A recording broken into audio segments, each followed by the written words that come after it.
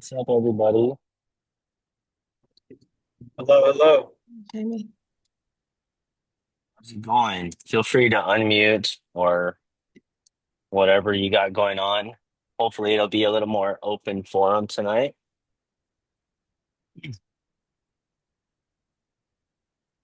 Everybody jumping in.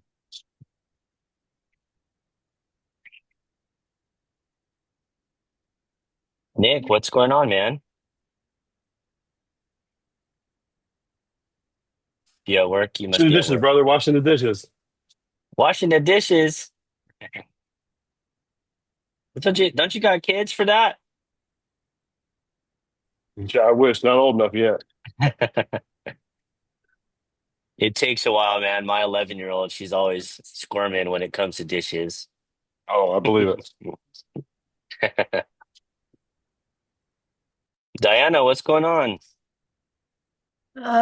Some exciting things. I think I have a stack method lady who might be submitting tomorrow.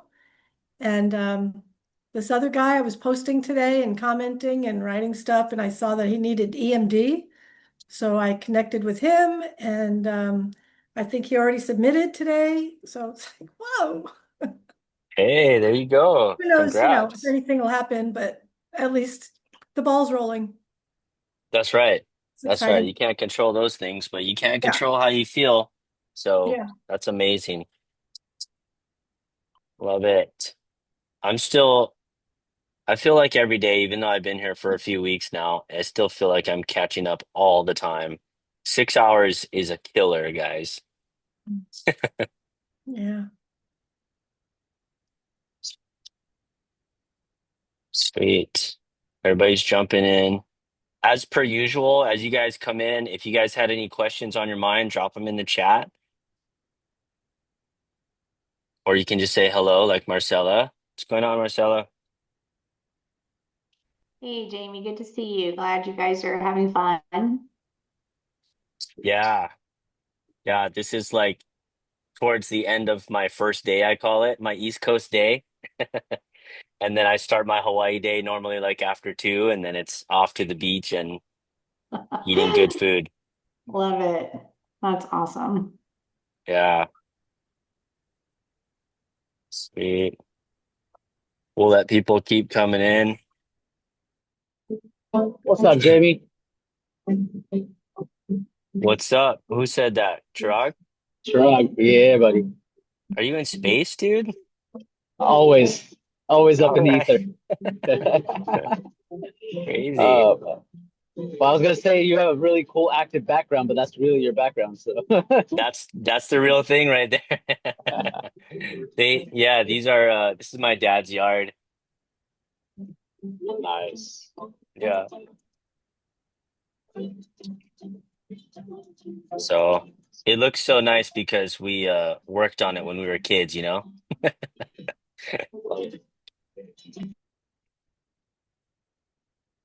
Cool. So as people are coming in, I just want to kind of give an outline for this evening. Well, this evening for most people. Yeah, so I've had like I mentioned in my post, I've had a lot of trouble with social media lately. Um, I'm no exception, as you guys know. I'm learning and growing as you guys are as well. Most of you guys know me as the marketing or social media person, but like I said, no exception here, right? I have learned a ton doing brand content creation, media marketing that way, which is why I also specialize in social media management, and growing personal brand. But that is very far from things like SEO, marketing strategy, what we might use for sales, right? It's very different. So I learn as I go as well. Obviously, you guys know the algorithms are ever changing, so keeping up with them, it's not really a thing. It's just learning to adjust is really the thing, right? Being on a swivel at all times. And if something happens, not to freak out, just look for the next avenue that you can use. And hopefully you've planted enough seeds when those types of adjustments happen, right? That's kind of what I want to harp on today. So I've been going back and forth with Facebook, with Meta, trying to troubleshoot some of the reasons that this might happen, overdoing it on purpose just to kind of get some answers for them so I can share with you guys. So I have a few links to share, community management type stuff, standards that they sent me, and maybe you guys can just give it a read through when you have a chance, and it'll help your outreach and to kind of just stay below that bar or that threshold of anything happening with your account, right? The weird thing with mine is it was never really like a total restriction or a total ban. It was this odd. I categorize it as shadow banning, which we'll go over, but is really just kind of a only certain groups, only certain comments. They would go pending like automatically. I had checked with group admins. That's how I knew it was a Facebook, it was a Meta thing versus just that specific group that restricted me, which is what I thought initially, right? So sometimes you think it might be one thing, but it's actually another thing. And we're here to kind of discuss some of this stuff so that you guys don't ever really run into that. Because it does like it put a dent in my outreach, like I mentioned in my post, right? I don't do a ton of cold outreach, but it is like that initial touch point that can get affected. And that's what happens when you're trying to reach out to or branch out to a new borrower, a new repeat borrower or relationship you want to start. Very hard to do when you can't do any cold outreach. So hopefully I'll be able to cover some of that for you guys. Has any of this happened to you guys? Put a one in the chat if you've had any type of restriction put on your accounts. Instagram, Facebook. I know LinkedIn doesn't really do it. Oh, nice. I'm not alone. Maybe that's why you guys are all here. Sweet. Okay, perfect. So you guys are go-getters. I love it.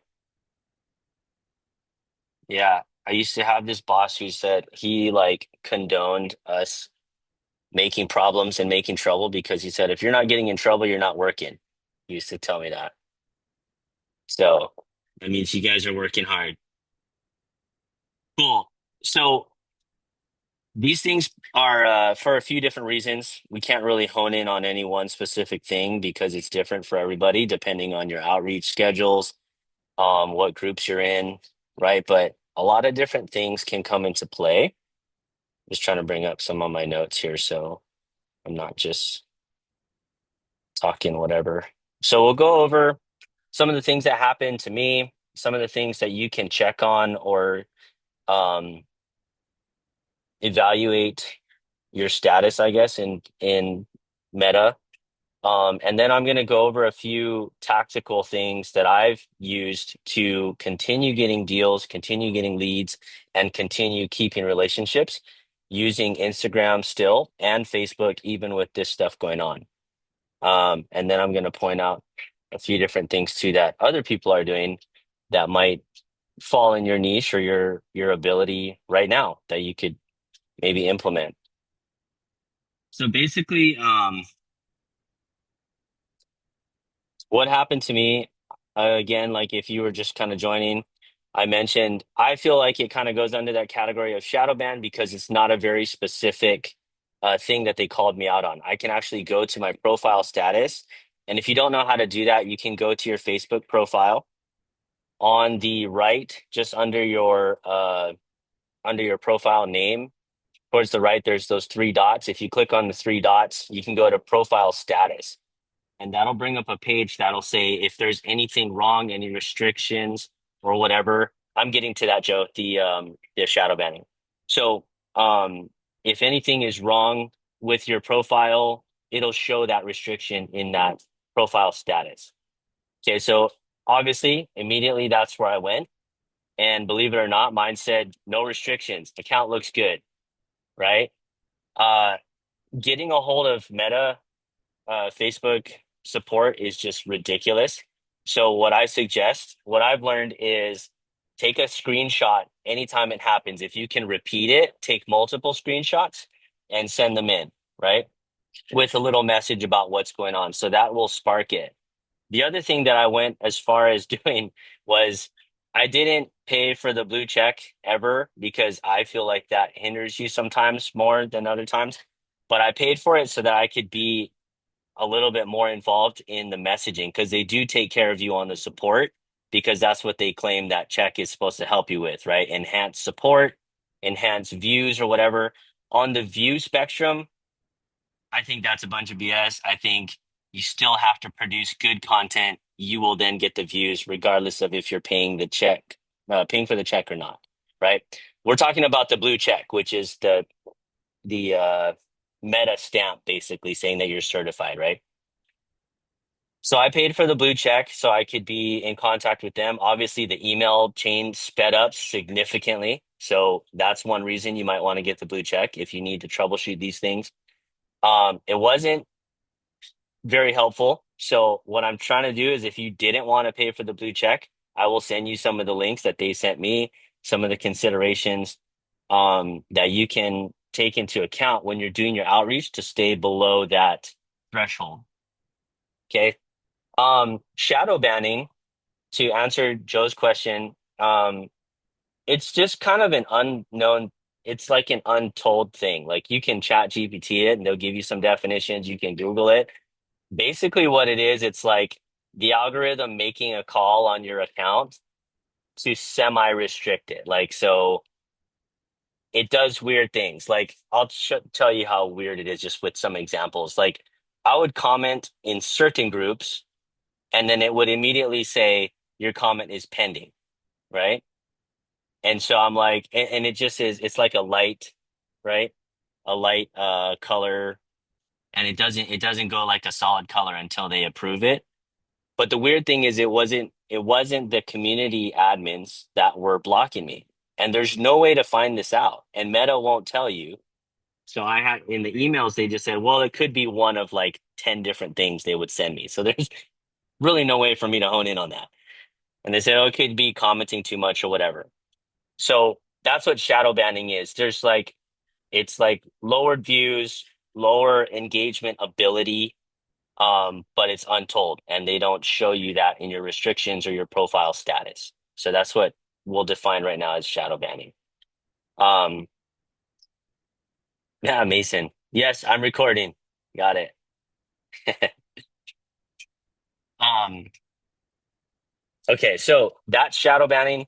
What was happening to me is not only those comments in certain groups, even though I checked with those admins, they said that we don't show any restrictions. Let us know how else we can help if there's anything going on. So all of the group admins were really good. Just a few of them to note. One of them was a multifamily group.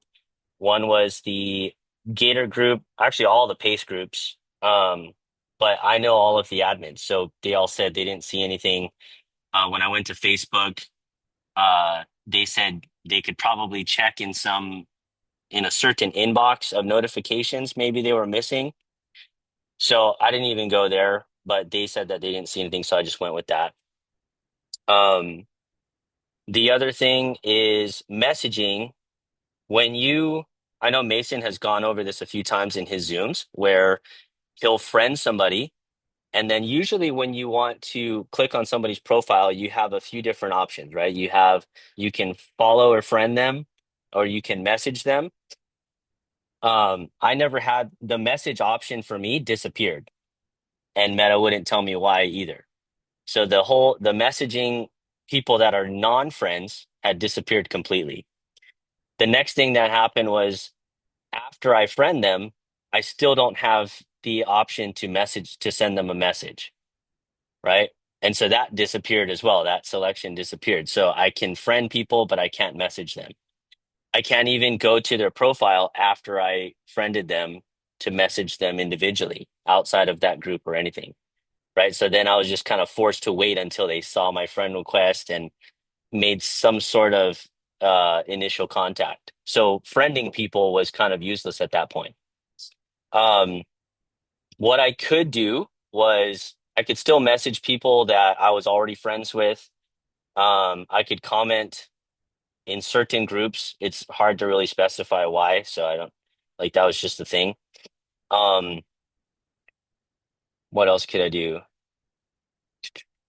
I could still and I could also accept friend requests only if I opened up all of my friend requests, right? So if you get a notification, if I got a notification and I went to that notification, the notification would allow me to accept the friend request, but not message them. If I opened all of my friend requests, I could then accept the friend request and immediately send a message. So some of you know I've gone over this in different Zooms before, but I have a template for how I message people that follow me, right? So I can do a keyboard shortcut like what Mason teaches.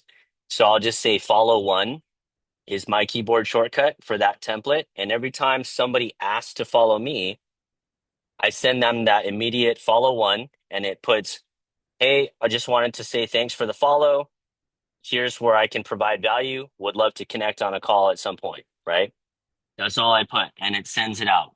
So for a little while, when this first started happening, I started just waiting till people friend requested me and going over those, and I would say, okay, accept friend request, send message, and then that was literally all my form of outreach for a good month, right? And then I guess I sent too many too fast, and then they flagged that as well. So, so um, that was also going on. Um, the other thing, let's see.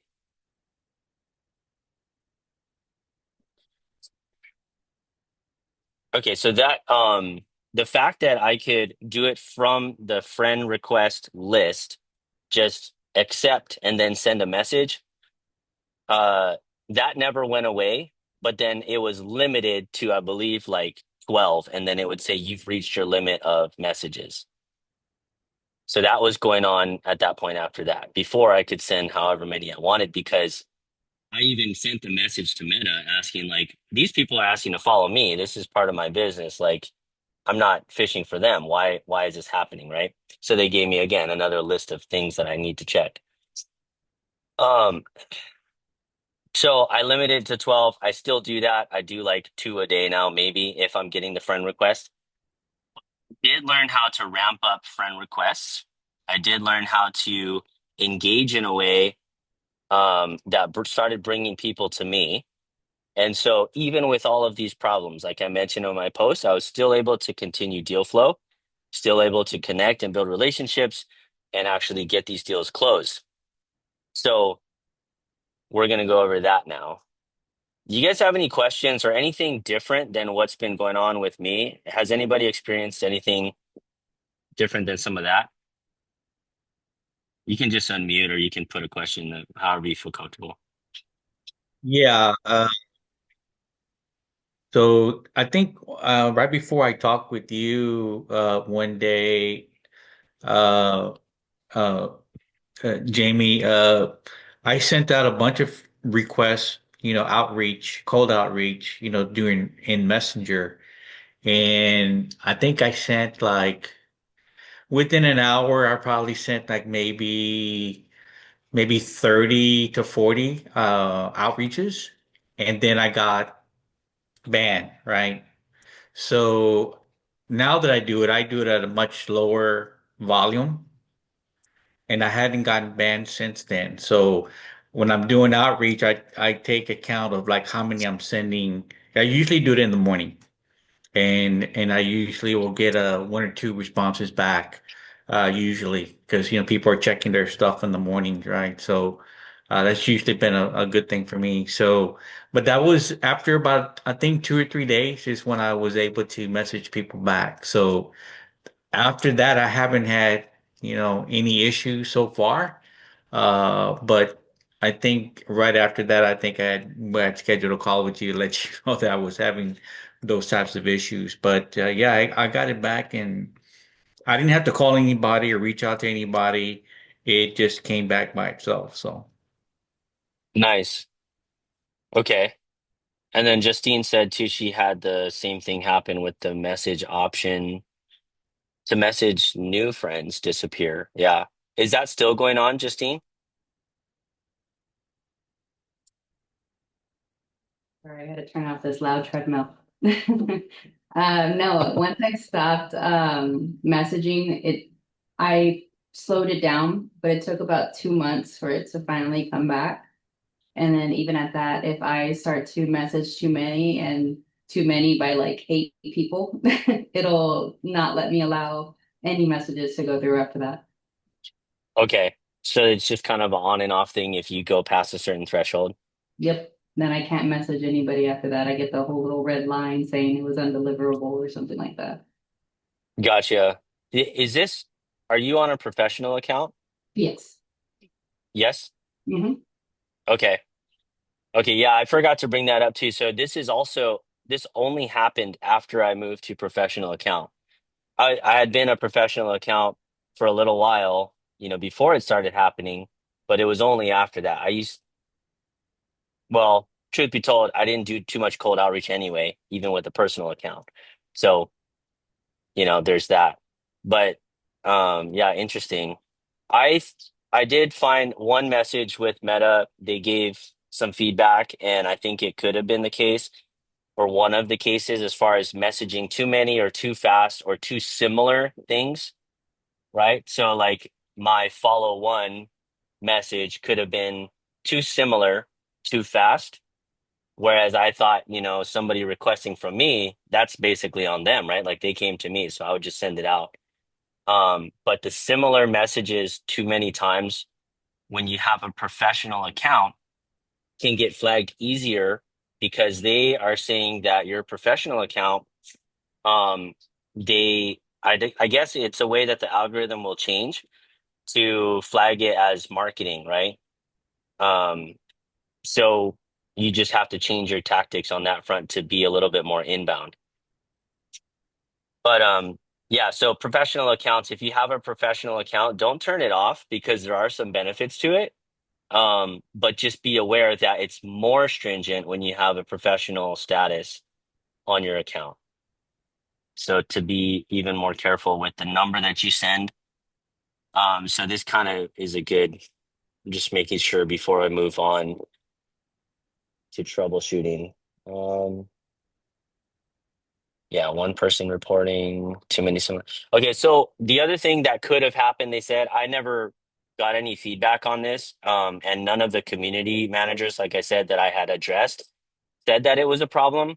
But Meta said that if one of the cases would be if somebody, it only takes one person. If they report your account, let's say if you sent a message to a disgruntled wholesaler who's been getting tons of double close offerings or something, and you happen to be that one that sent him over the edge, and you said, "Screw it, I'm reporting this account." That could also flag your account for some shadow banning or just straight out restriction. So. Um, sending sending general messages, I think, is the way to get caught that way. If somebody is just upset and you're copy and paste, or maybe you did it too many times, or maybe you bugged them in a comment, then you took it to a personal post, then you DM them all the same thing, that could do the thing. I wouldn't want that either. So try not to be a robot and you won't get treated like a robot. Um, I'm gonna send you guys a few links. Hopefully they work. This is from Meta. How Meta improves. That link. Community standards, transparency center, taking action. These are all some of the things that they sent me. Good reading material when you have free time. Community standards.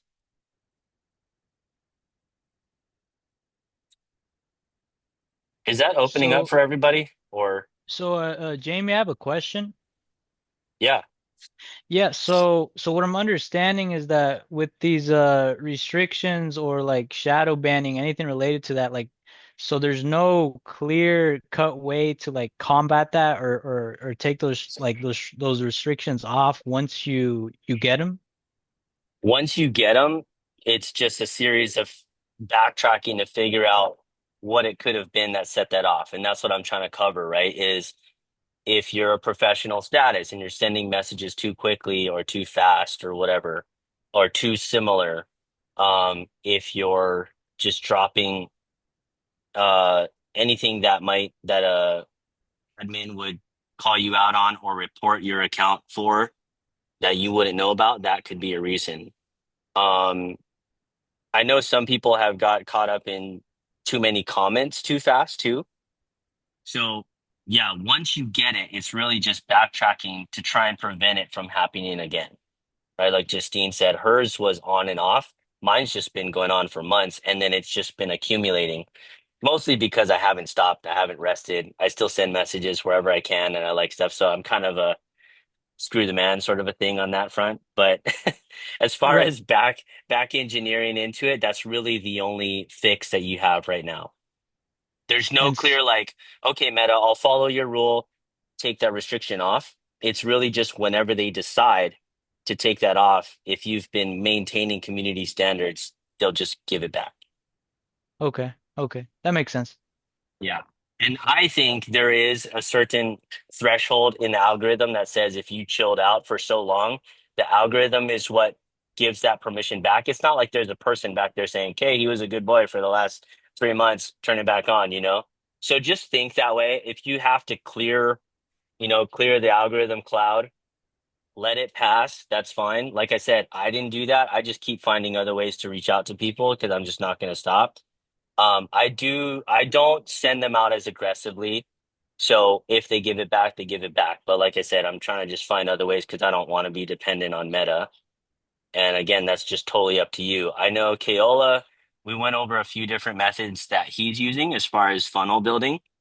I'll touch on that tonight. But basically what it forced him to do is just find another way to reach out to people and get more people involved at once, more like a one-to-many approach. Get them all in a webinar and stuff and share links and send them down the funnel. There's things like that. So that you're not so dependent on just one form of outreach, if that makes sense.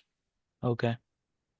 The other thing that you can do too, other than funnels, right, is just keep creating content. They won't stop you from creating content. So your content itself can lead people down a track. And that's the approach that I take on my Instagram. If anybody lands on my Instagram, the reason that you guys have heard me say this in other Zooms, I like to think of my Instagram videos, my Instagram reels and posts as a runway that I'm building. And if you don't have enough bricks on your runway, that person's going to land and they're going to take right back off. They don't get education. They don't build a relationship. They don't understand who you are, what you do, and how they can participate as a personal brand. And they'll just keep moving on. So you want to build that runway, right? And that's another way that you can stay ahead of the game, which is, again, I didn't make a solid segue into that. I apologize. But that is one of the things you can do to prevent dependency on Meta algorithm for let me just send my messages, right? That's what we're trying to get past. You got to get creative with how you market. So on that front, like I mentioned, there's some things that I implemented that was able to carry me through this whole figuring out period where deals never really stopped. They just, people kept contacting me. I never slowed down on DMs. I actually speeded up really because I started making more stories, more engaging stories, reaching out to people through Instagram DM, which was never really a thing. It was really just from Facebook. They would then see my Instagram. They liked the video quality and I would connect with people from there. But now it really started taking off into Instagram. And so because I had planted those seeds, it was easy for me to kind of carry over this algorithm problem or restriction or shadow banning. So what I've learned as far as Instagram goes, we'll start with Instagram. Stories are a lifesaver, right? They help connect the dots to the type of person you are because that is basically your daily story. It's your daily operations. It's showcases who you are as a business owner, right?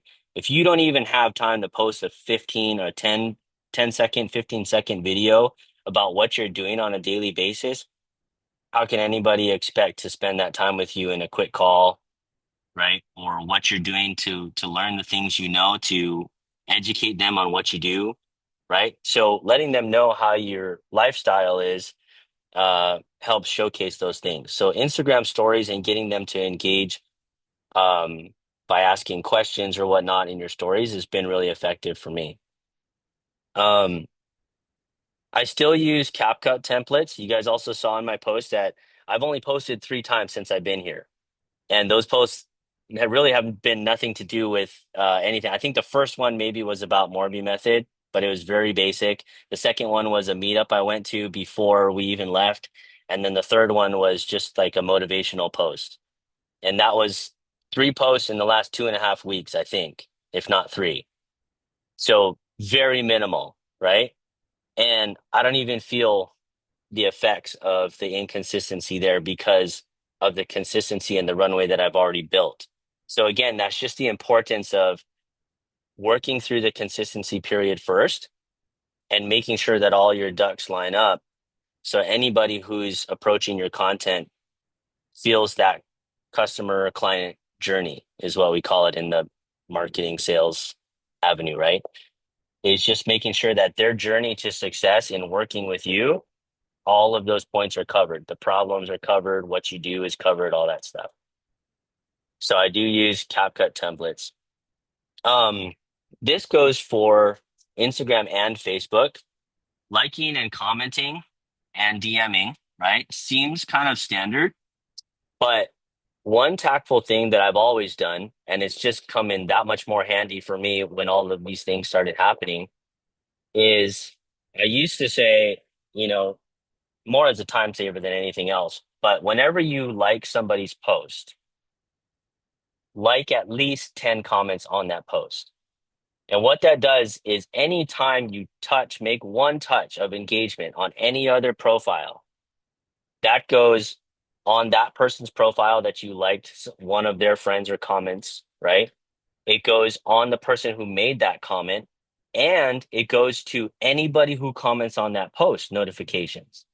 So you have essentially 3 touches per like that you make on a comment on somebody's post because you're pinging them every time in their notifications. I don't know if you guys ever dropped your notifications menu down, right? And seen how many times so and so liked a post you're following or a thread you're following, right? That has nothing to do with you, but you got that notification. And so I just started liking everybody's comments, right? I like their comments. I engage where I can if I feel like it. But all that did is it just sent a whole bunch of pings out for the day to everyone. And who's this Jamie guy? And guess what they fall on my profile? All of my Instagram reels in a line talking about what it is that I do, right? So when you're recording those videos and you're saying, I don't know how to do content or I'm not really sure what I should be posting, that's just irresponsibility, to be frank, right? Right? Because if you have the chance to make one click on a like that hits one person you don't even know 3 times without you even friend requesting them yet, that's 3x the eyes on your content or curiosity on your profile.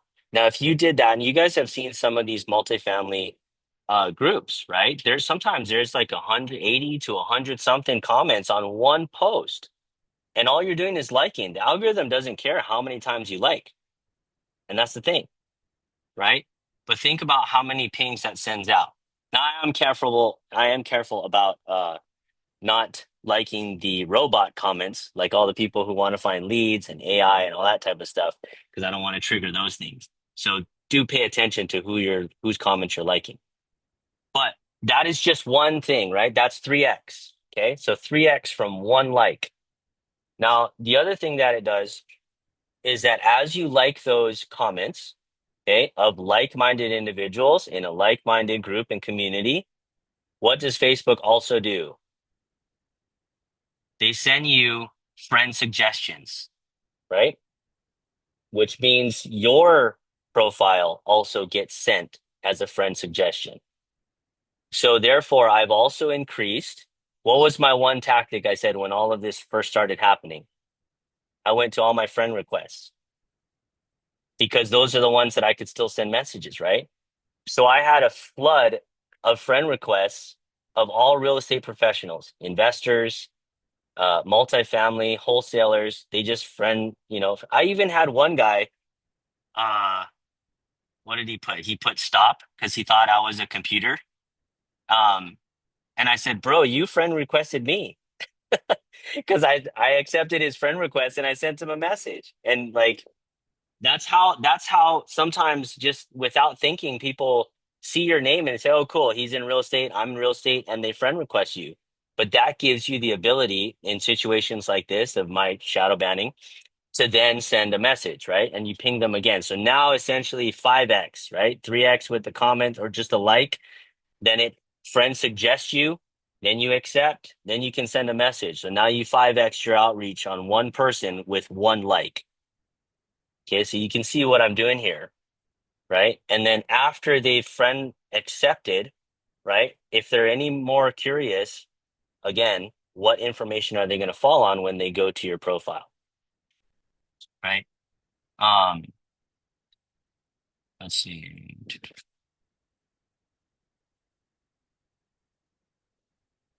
Cool. Mason said clear cookies and cache browsing history is a good thing to do as well. For sure. That's always a good thing. I don't know, honestly, how the algorithm works with that, but if it's working, like Mason said, then just put it on your checkbox of things to do. Clear your cache maybe before every morning you start your outreach. I'm really bad about that because I don't like to remember my passwords. So I like to just sign in. And every time I clear my cache, Mason, I have to sign in again. Um, but yeah, it's a good idea if it keeps the algorithm down. Um, Joaquin said hashtags for sure helps. How has that helped you, Joaquin? Can you elaborate on what you're doing with hashtags? Yeah. So you guys hear me? Because there's like a big fan. Yeah.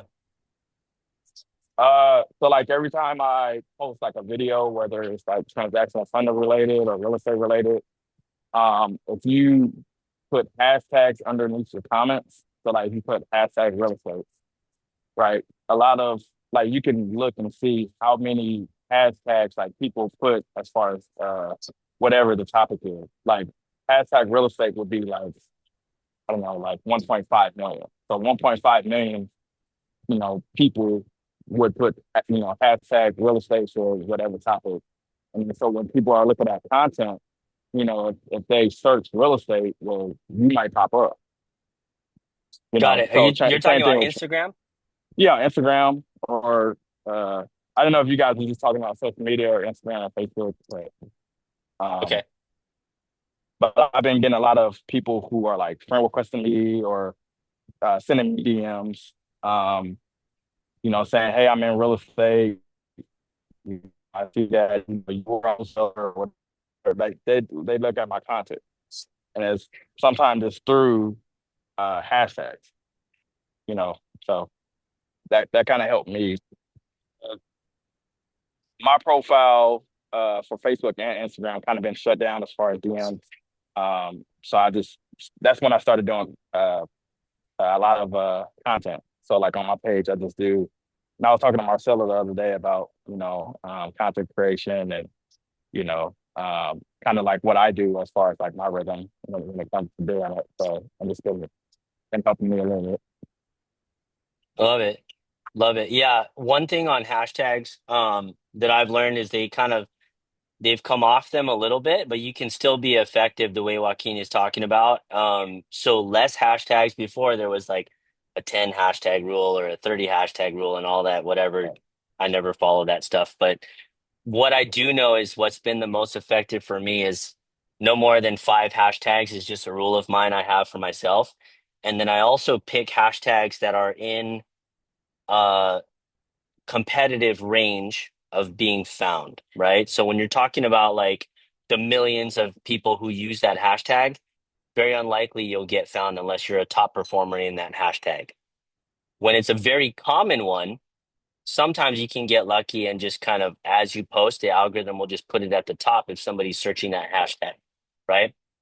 But because you can't control it, out of those 5 hashtags, let's say you would pick one that's kind of like out there in the millions, very general, like what Joaquin said, like real estate professional or real estate agent or real estate wholesaler or just real estate, right? So that's like in the millions for sure. But if you then niche down into creative finance and you're more in the 100 thousands, or you mix it with motivation so you can pick up a different crowd, or you put uh wholesaler in your specific market, like wholesaler Jacksonville or something like that, right? And you look at the hashtag users, and if you're in like those lower ranges, anywhere between 50 and like 250,000, it's a little bit more easy on the competitive side to be found, I mean. So just a quick rule of thumb on hashtag. Um, yeah, so that's really good too, because the general stuff to be found is always going to apply, right? And so I did want to go over that too. So we talked about likes and comments, how you can 3 and 5x your engagement with one person, just with one like, right? So that is a huge takeaway for tonight. I just wanted to put that out there. Value add comments, right, is another one. This was brought up in one of Jackie's Zooms. Louise asked about it, so I just kind of harped on it a little bit. When you're adding value to somebody, it creates that curiosity. So you can normally touch one person uh more, or just multiple people, by value add comments, right? Not I can help, I'm interested, send me the email, shoot me a DM, right? It's like, well, here's some things to think about if you are looking at doing a seller carryback. ABC, done. No sale, no pitch, no nothing. But what happens when people are looking at that? This guy has enough business, right? He doesn't like need business, but he's providing value to people. There's other people that are looking at it that might be new. You can set up intro calls. It's very effective for intro calls from what I found. So getting people in the door by adding value first is what I've seen in value add comments.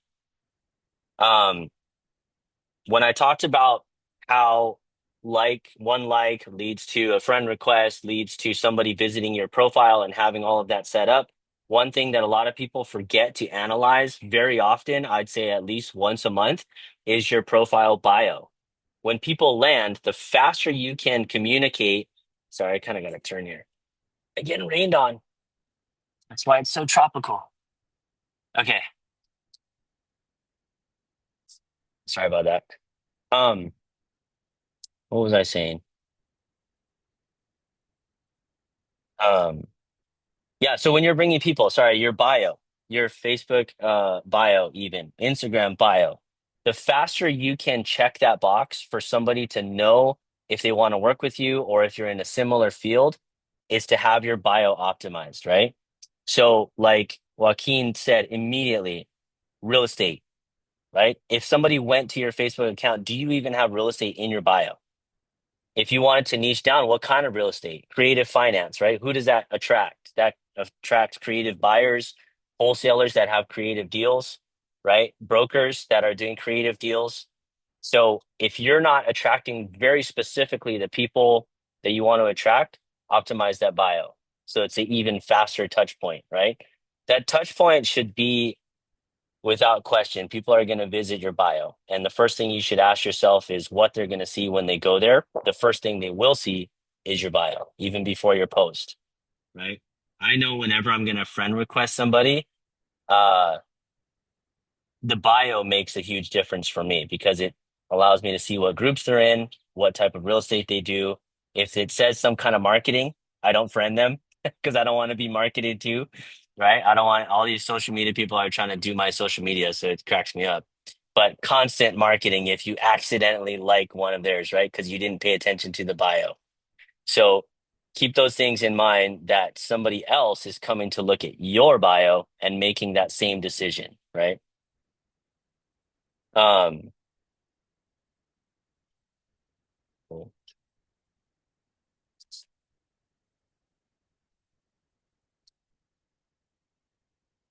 Okay.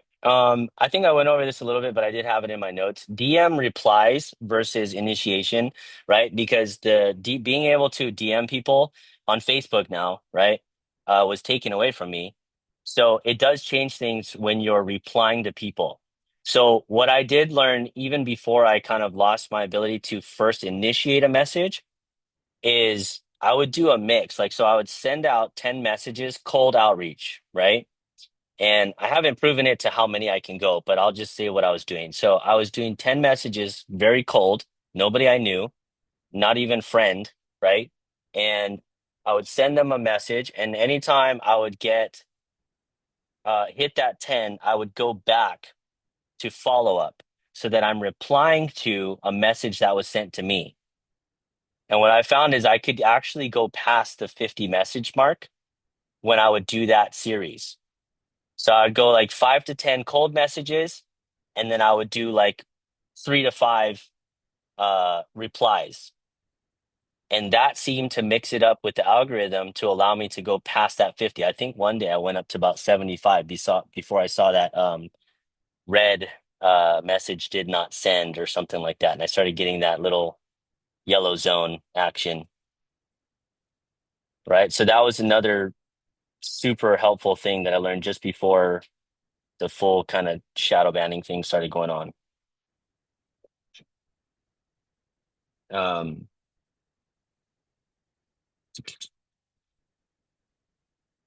okay. I think I pretty much covered everything. I just want to harp one more time on the consistent engagement. Okay, so what I was talking about as far as engagement is the liking of all the comments, value add comments, right? Because of how many X more you can go with just that one like. So that is the takeaway for tonight. Be consistent about the engagement versus the DMing, because that will get you those things that will take the algorithm out of its whack, right? Like if you're sending 50 messages, send a few replies, right? If you're sending 10 messages, send some replies, reply to comments or like comments so that people then see your profile and engage back with you. This back and forth action is what Meta suggests because it's true engagement and authentic engagement. And it can be hidden that way, even though it's coming from multiple different people, right? Like maybe the replies are coming from people you already follow, but the cold outreach outgoing is from people you haven't met yet. So you're trying to engage outbound, but then you're getting replies. The algorithm says, cool, this is the guy just spending time on Facebook. That's what we like. Right. So it was very cool to see that my efforts prior to the shadow banning, when they sent me all of the information material, I was following that pretty strictly, and it was doing just fine. So I think I just reached the point I just kind of randomly wanted to send tons of standard messages and see what happened, and that's what happened. To be honest. So I don't think it was too random, but there you go. I tested it for you guys and stay away from that. But cool. That's like the main juice of tonight is how to be effective um without just following one form of outreach, right? And again, the effectiveness of creating new content, right? Because those things can carry you over these little, right? I'm on vacation, like I said, I got my day split up. I got to spend time with the kids. Otherwise, I'm just working and I can work, right? I try to get a lot of that done in the morning. Some of you guys I've been in some of the Zooms when I'm walking, it's like 5 o'clock in the morning here and I get a lot of the work done now.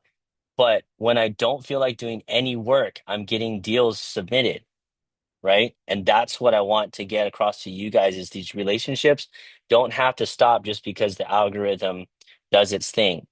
You have to create content on behalf of multiplying yourself so that when you don't want to create the content, you're not in the mood, you've already done the work, right? And the work is what's going to carry you over. If you haven't done the work, those are very, very frustrating times. I've gone through it, right? And you get frustrated because it's work that you know you should have done that you didn't do. That creates frustration. When you do the work, that work is done. You can vacay in peace, knowing that that work is going to yield returns because somebody is falling on that content. You addressed all the questions you were getting in your feedback loops of outreach and now you've created this little machine and you will, I promise you, get deals submitted even when you're not wanting to work. So with that, let's open up for some questions. I haven't even been paying attention to the chat, but anybody have questions about what I've been doing or what they've been dealing with?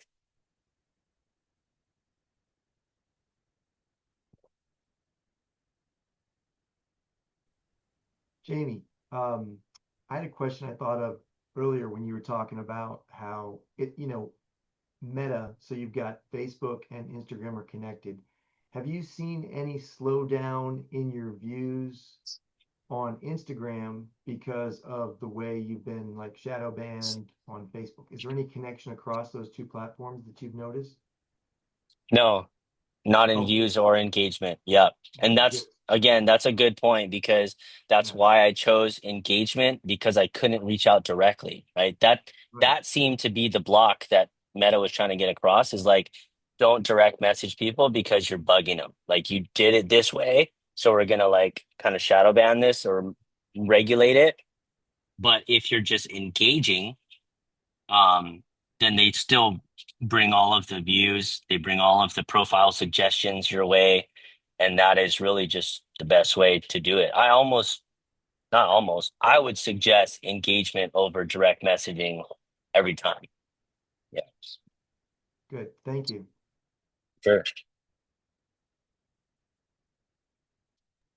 Anybody With else? what you were saying about that engagement, as far as like I guess it allows you to DM more people if Facebook sees that you're replying to others.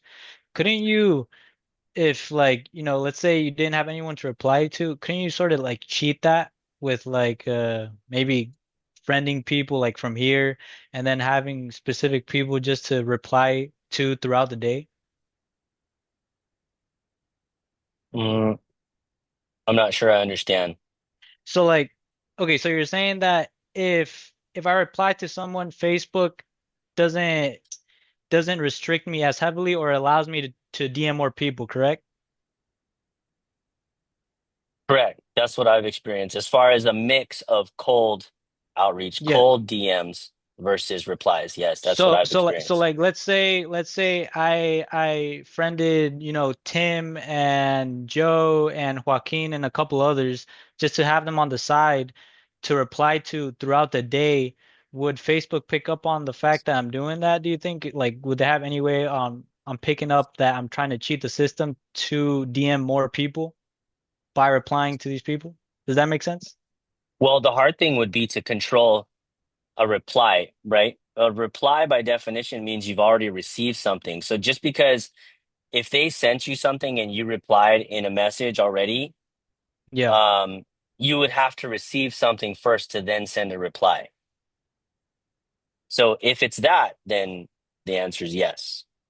Okay. If you're just keeping the message box open to send a message to somebody else who you've already had a conversation with, just after you've done say 10 outbound messages, that next one to say Joaquin, if he hadn't already asked you a question within that 24 hours, I'm just gonna assume it's just another outbound message.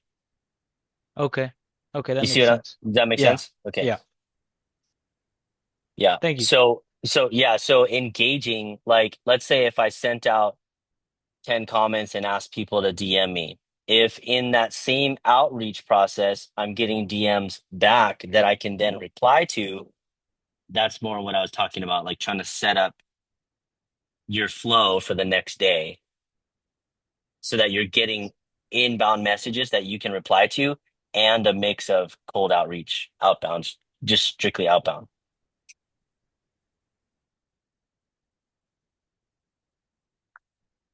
Hey Jamie, it's Shrug.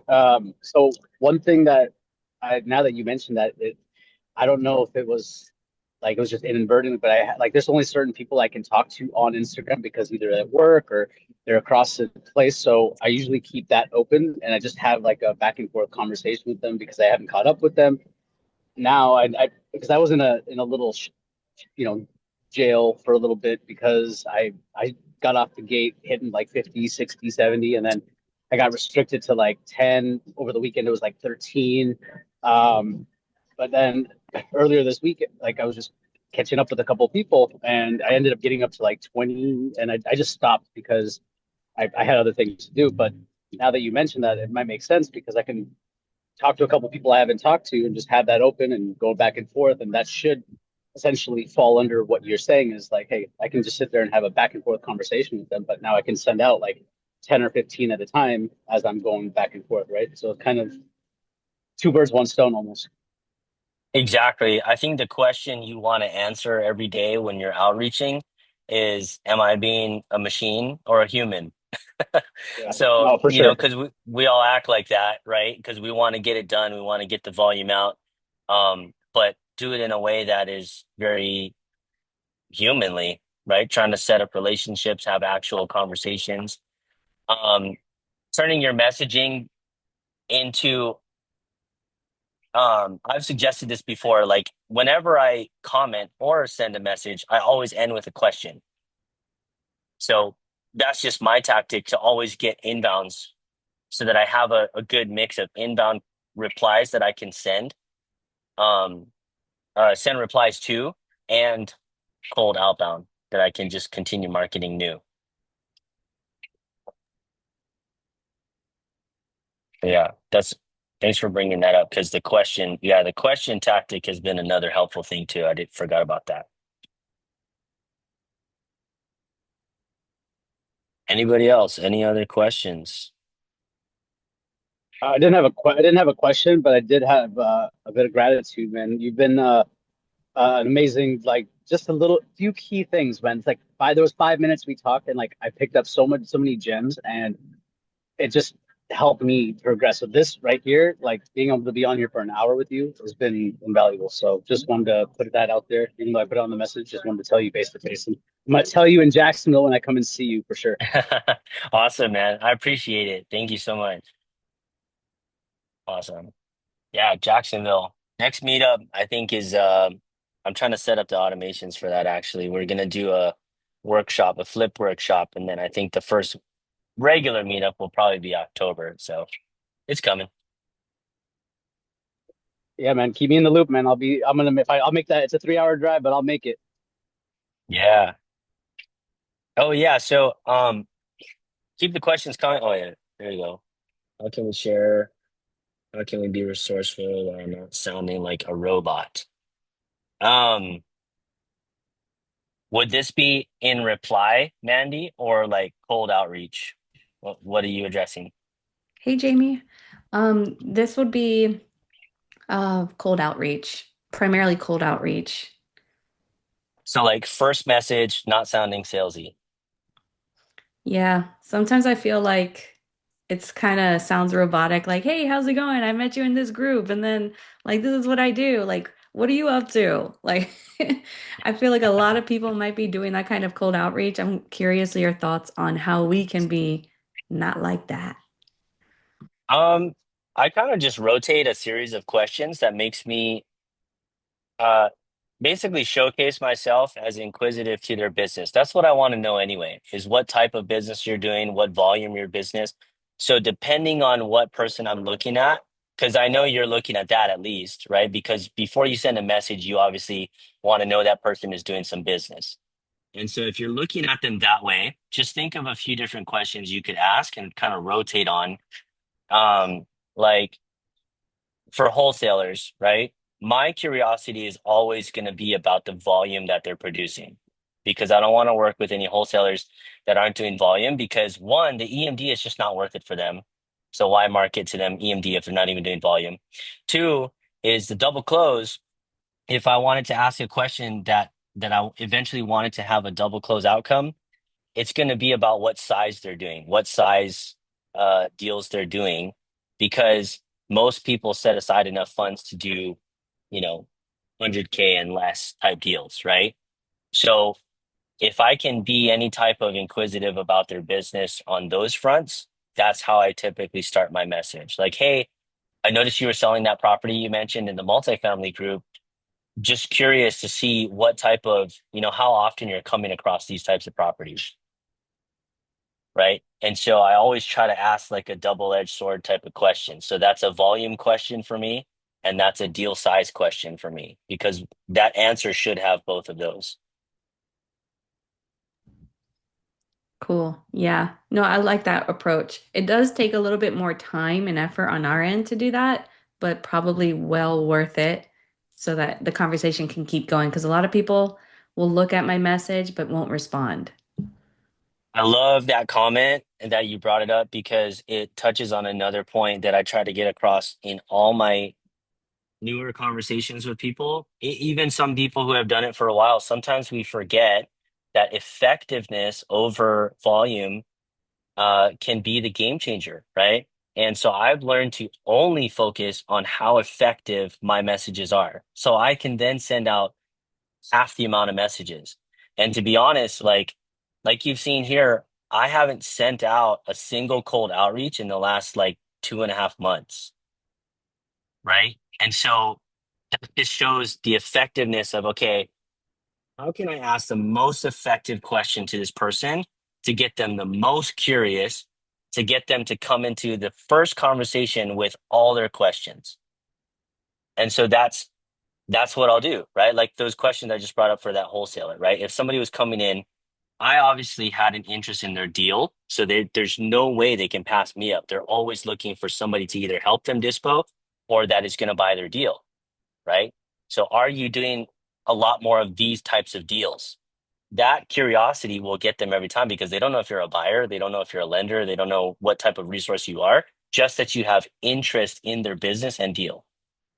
And so that effectiveness, if it can be repeated, brings them in the door. And then okay, what would the next message or question be to them so I can keep them there, right? Yeah, sure thing. I have one more question if you don't mind. Sure. So I have transactional funder in my name on like all the platforms. There's pros and cons to this, right? Like people know Yes. what you're there for. And in most cases, I'm getting denied from groups because of that too, right? Like Yeah. there's the pros and cons to it. So I am not currently investing in real estate as a buyer. I'm primarily focused on lending at the moment. But what are your thoughts, especially like other folks in here too, I know are not also investing in real estate themselves and doing this kind of as a main focus? Is putting transactional funder in our name on social media platforms a good thing to have, or do you think it might stir up more uh, conflict than anything else as we're trying to do our outreach? I think it's going to vary per person, right? And the resources that you have. So I don't ever want to tell anybody a specific, take it off, it's not helping, because somebody might have a different community than you. Maybe their effectiveness is in person. And so every person they touch on would understand by going to their Facebook profile, okay, transactional funder, they explain that at the meetup, totally love it, right? Whereas somebody who's doing cold outreach this way, and that is a source of leads that you hope to get, maybe you do need to take it off, because if it's off-putting to your majority outreach, then it would just have to come off. And I totally get it. I did it for a little while as well. This is the reason I took it off, was because I didn't want any reason for it to be off-putting to anybody.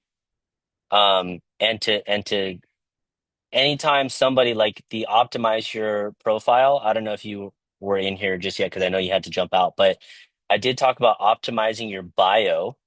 And if as soon as somebody comes in, they're turned off by just the first name line, you've already kind of shot yourself in the foot. And so if you are experiencing that, evaluate the numbers, make the change, and continue. Yeah, cool. Yeah, Appreciate the feedback. Thanks, Jamie. for I'm gonna catch sure. the replay. Yeah, absolutely. Because I did record it. Yes. Cool. Any other questions? We're at the top of the hour. I'm fine to stay for a little bit. Kids are out with the grandparents, so I got time. But yeah, anything else I can help with?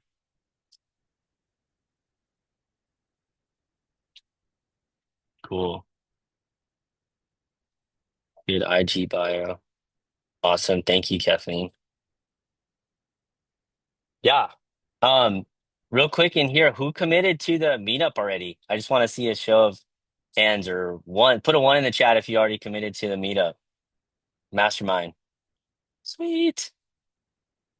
Awesome.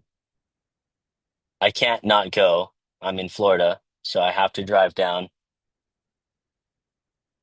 Sweet. Awesome. For anybody who's on the fence, please, if at all possible, shoot me a message if you're on the fence about what the commitment might be, or if you're trying to balance some thoughts or your schedule or whatever, would love to help out or give you some feedback if that's kind of what's holding you up. Just to make myself available on that front if you guys need it. Few things coming up. we are back in the swing of things as far as the social media. On Tuesday, I had to skip that one, obviously, because I was traveling like that day.